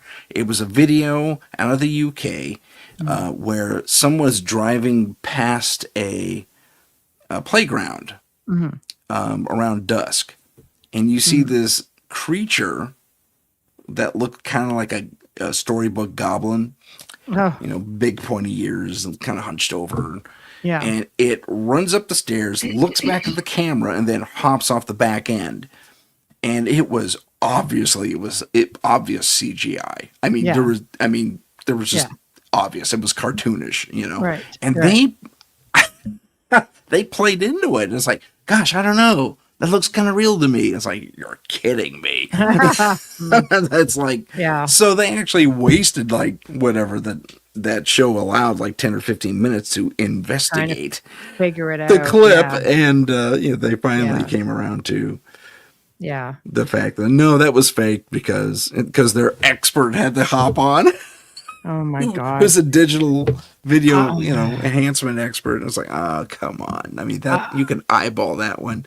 It's like they were running into things. I think you're going to see a lot more of that. But Yeah. I just think, use your common sense. It's really tough because whether you believe in something or you don't believe in something, there are people, I'll notice this sometimes, on different platforms where people get really ornery about it. No, can't do this, blah, blah, blah, blah.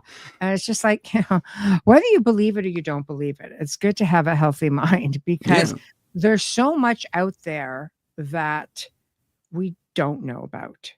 And whatever the case may be, I don't know, maybe you can chime in on that or anybody in chat, but I think with all of these additional frequencies that we have going on, that it tends to open up doors quite easily. And I also believe that as people start searching with the intention of wanting these answers, the combination of all of that, because I really believe in a strong intention and being able to manipulate or create law of attraction, or whether it be just being able to manifest, whatever the case may be, it's happening. And things are happening that people are kind of going, wait a minute, that's a thing. Or they're are we manifesting it, or are our energy combined with how frequencies manipulate our own energy, that kind of thing?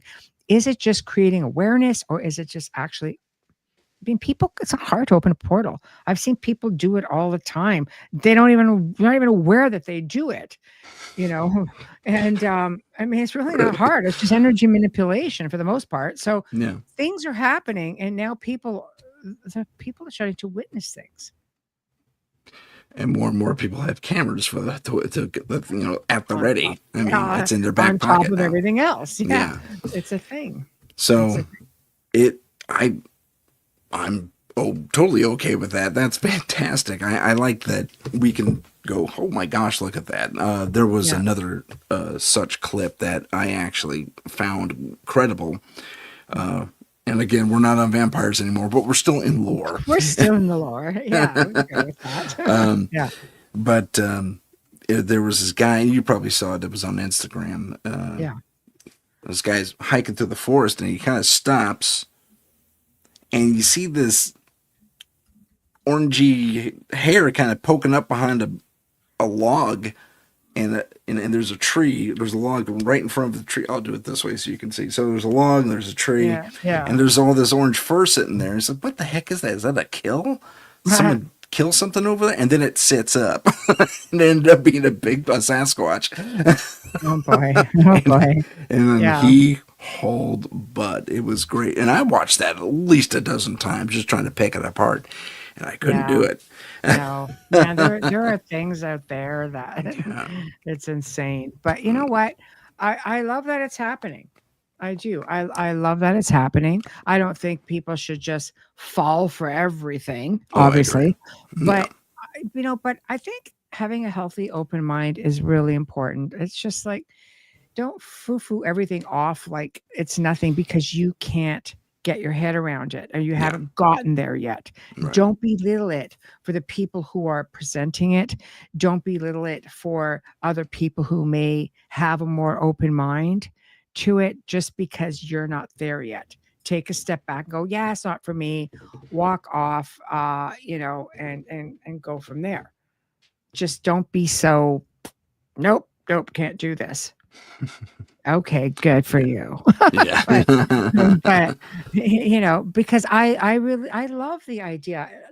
There's that sense of wonderment. I mean, I like that I can go back in time in my own life and sit there at 8 years old, 9 years old, and read this incredible book that opened up a door for me, paved the way for me to have an interest enough to get into history, Yeah. get into this crazy, what is this dragon? What is this vampire? What is all of this? To visit a homeland where I could piece together the folklore and the history and look at the scenery in real life and go, I'm 8 years old again. And this is freaking awesome. Right. But I love going back in time, and I'm watching all night horror movies Friday, once a month, with my father sleeping in the lazy boy because he couldn't make it up past an hour because they started at midnight. I want to go back there again. I'm glad that it has created those memories for me to be able to just be that kid again and just look with wonderment. I don't want that taken away. Now I can look at it with the stuff and the research I've done, which I've presented today, a little bit of it anyway, where we could sit there and go, God, Count Saint Germain, this is a guy, an alchemist. You start getting into alchemy, there's another whole show. Oh, I know. Get into alchemy, and Einstein's going, yeah, I may have proved this right. So now you got Einstein going, Count Germain knew what he was doing. That's amazing. Do you see what I mean, though? How it all wraps around, and how you can look at all these different hypotheses and go, yeah. I mean, this could it seems like we're coming up as much.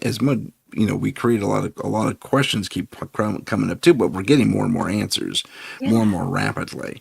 Yeah, and which I'm thrilled about. I mean, and we're challenging this old state of mind that just doesn't exist. Well, how do you know it doesn't? Exactly right. Because I don't necessarily want some schmuck sitting there going, I can't handle that. Well, you know what? You're not taking my 8-year-old memory away. Exactly. When I was 8 years old. Buzz off. I like what Sparky had to say here, that an open mind and an investigator and a skeptic all at the same time. Yeah, that's pretty much what a paranormal investigator is. I mean, you have to. You can't take everything at face value. Yeah. But don't just discount it because exactly. What I always say is if something comes back with a question mark and it's definitive no. If it comes back with a question mark that says, I have all these eyewitness accounts, just because you haven't seen it, if it comes back with a question mark, to me, that leaves room for improvement. It leaves room for further research. That's good enough for me. Eventually, if it's there, you'll figure it out. And if not, it's just that, again, the whole ability to be able to keep digging. Keep digging. I like that. Keep digging. Absolutely. Instead of investigators, I don't know. I mean, I've heard people call themselves, paranormal archaeologists. Digging deep. Yeah. Well, there's a ton of research in our job. I mean, a ton. Yeah, exactly. Exactly. Yeah. So I don't know. It's just, it's one of those, this is just one of those things that, if you come from certain parts of the world, they will tell you wholeheartedly that these are things that exist, whether it be the vampire, whether it be, werewolves, like so many different aspects that leave the door open for, this could very well be a thing. Ethereal beings of all sorts. I mean, you look at people who come from places from Ireland, for example, England, places like that. No, fairies are there. And who are definitively, you have them. Nope, we've seen them. They're there. And then we come to this side of the world. Also, people say, no, we've seen fairies all the time, like in real time, not just in remote viewing or psychically. And so it's kind of like there's a belief there. We haven't seen them, but how do you discount what so many other people have seen? Yeah, I mean there is some interesting proof, especially around fairies. I was Yeah. actually gonna have Sue Mulligan Mhm. on the chat here do a little verification for me that in Ireland they Mhm. will, if someone says they saw the little people or something like that in a specific spot, Mhm. Ireland will seal that spot off as, not Mhm. literally, but Yeah. sometimes literally, but that Yeah. becomes a landmark. You cannot touch or build No, that they get ever. ornery. I remember reading an article, and I believe it was in one of the Scandinavian countries. I was sure it was Norway, and they were building a highway, Mhm. and there was this big tree and gnomes. No, I'm not a Ah. fan of the gnomes, but I'm just going to put it out there anyway. So gnomes started sabotaging the work site. So what happened was the community decided we're going to go around this tree. So you had a lane on each side, right, going around the tree, and everything stopped.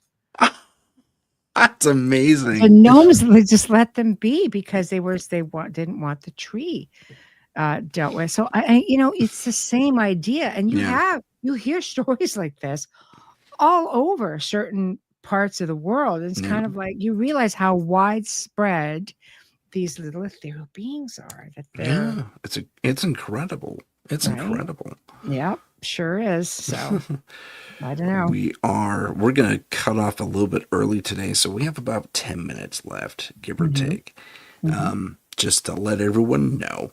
So if you have any questions regarding what we've discussed today, now's a perfect time to throw them up in the chat.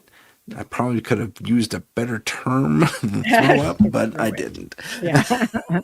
Toss them up, people. Yeah, there Toss you them up. So, uh, but tonight in the outer realm, we can go there. go. Excellent. Our fellow UPRN host Sean Kelly is going to be popping in tonight to talk about all the high strangeness in Pennsylvania. One of my favorite states is Pennsylvania. Oh yeah. I love it. I mean, I always fall in love with many of the places I go to, but I can't tell you how many places I've been to in Pennsylvania.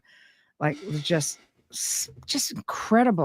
incredible weirdness. Aside from Gettysburg, like Oh, Jim Thorpe. Have Gettysburg you is ever been to messed. Jim Thorpe up that No. way? Oh, No. oh, you got to go to Jim Thorpe. Like Okay, I'll go to Jim the Thorpe. haunted places in Jim Thorpe is like they have like an old prison there, which Hmm. was very big in the time of the unions, and they people were killed there. People were just so much chaos in this place, and they have this one jail cell. Well, there's this handprint that was up there from a union guy that was put in there, and it never goes away. They have tried painting over it. Oh They've done yeah. everything, and you walk in, you see it there. It's kind of like, and you just walk through the place. I was given like a private grand tour, which I was really humbled by, but it's like, yay. And God, the whole place just resonates. Like you go through the living quarters, like upstairs, a really Uh, old building, but the whole town is like that. oh, crazy. That's cool. It is amazing. Honestly, it's one of those little hidden gems Very cool. that are, yeah, very, very cool. So we're gonna be talking about, different things like that. So I can't wait. Yeah. Yeah, I That love Sean. He's great, Heidi. He's is great. awesome. And Mish is taking a trip. It looks like she's road tripping. So Road tripping. Ooh, road better be tripping. So someplace fun. travel safe, man. That. Yes. Yes. Yes. That's And be in the chat tonight. And you're a champ when you do, because I know it's like late for you. Where's Mish located? I believe Australia. Oh, crazy. I know. Get some good stories coming out of there. Oh, there's some crazy stories out of Yes. Australia. Yeah, yeah, Yes. yeah. There's Yeah. all My kinds daughter of lived stuff. there for a while, and she would just be like, this is going on, and this is going on. I'm like, God, I'm not really There's end something this. about like a phantom, not soldiers. I want to say like a tribe, like a phantom tribe or something like that walks along this one That's part of the crazy. coast somewhere. That's crazy. Yeah. It almost sounds like the phantom tribes people in Hawaii. They Oh yeah. drum. And I can't remember the I know name exactly Yeah. because I'm having one of those days. I'm usually much more on You've been cue. busy today. Oh, 2 days. Right? Just cray cray. That's just cray cray. Need stuff to get resolved with the technology side Hmm. of this business here. Good But times. Yes. So, but here we are making it all work and having this Woohoo. good time talking about vampires of ancient lore and how it just squeaks into modern times. And I think if you want to have a vampire experience, I would say New Orleans because Yeah. You asked Joe Montaldo, the owner of the station, who lives there and spends a lot of time in the quarter. Is just sort of like, you know what, boy, oh boy, there are sightings. Anne Rice often spoke about her city, New Yeah. Orleans, and wrote some of the best stories on vampires that we've been Yeah. graced with. For sure. For So sure. yeah, I know. So I love it. So this was fun. This was a blast. Yeah. I I guess bounced around a bit, but it all came full circle. it did. We All did. blended. It's okay. I'm Everything okay. connects. Everything connects. There's one thing Yes. I have learned. Everything connects in one It form or does. It another. does. Oh, they are. So He on says right that there what they final are. note. Sorry. Oh, Phantom Aboriginal Tribe sightings from 1900 to 1920. Thanks for putting that up. Yeah. Yeah. Sorry, I'm producing. Yeah, that was crazy. I mean, they would literally, I think it was like nightly or something. They'd just walk across the coast. I'm all And about that. I would love to see something like that. That's phenomenal. yeah, it's really You good. know. That reminds me of Gettysburg, where you see the cannoneers loading the cannons that are still there. Oh, The ghost cannoneers. Oh no. I love Gettysburg. I've been a couple Gettysburg of is times. It's just one of those great. places, right? Yeah. You Oh, just it's messed up. It's cool though. Well, we were at this one restaurant and somebody came running out of the one across the street saying there was just a ghost soldier standing in this restaurant with all these people in the middle of the day. I'm like, damn it, I'm on the wrong side of the road. With the Why are wrong you over restaurant. Darn it. there? Right. This is like in the middle of the summer when it's busy and Yeah. everything is going on, and there's this apparition, and all these people are coming out of this little restaurant going, oh my God, like they all have this sighting. It's like the $1 million sighting. Yeah, I know. And you weren't there. No. I've But had that that's happen before okay. too. Yeah. I'm all about it. Anyway, that was it. Fantastic. So I guess we'll cut out a little bit early. I know we're having some technical issues with the StreamYard, so we're going to let Michelle handle that.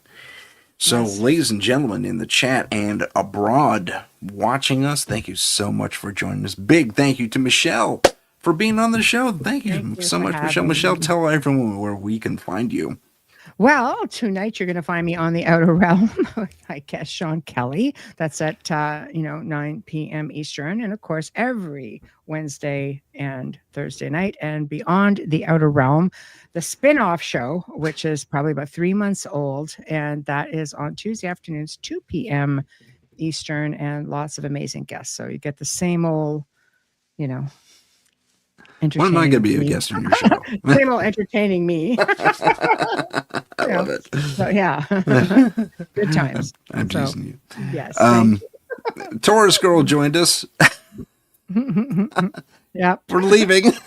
I am sorry, but stick around for Carol Ann if you're Stick okay. around for Carol Ann, absolutely. So we'll Yep. cut out now, and I'll say goodnight. And thank you very much, everyone, for watching and listening. We'll see you next time on Paranormal Insight. If you have a paranormal experience that you would like to discuss on the show, please email us at paranormal.insight.podcast@gmail.com. That's paranormal.insight.podcast@gmail.com.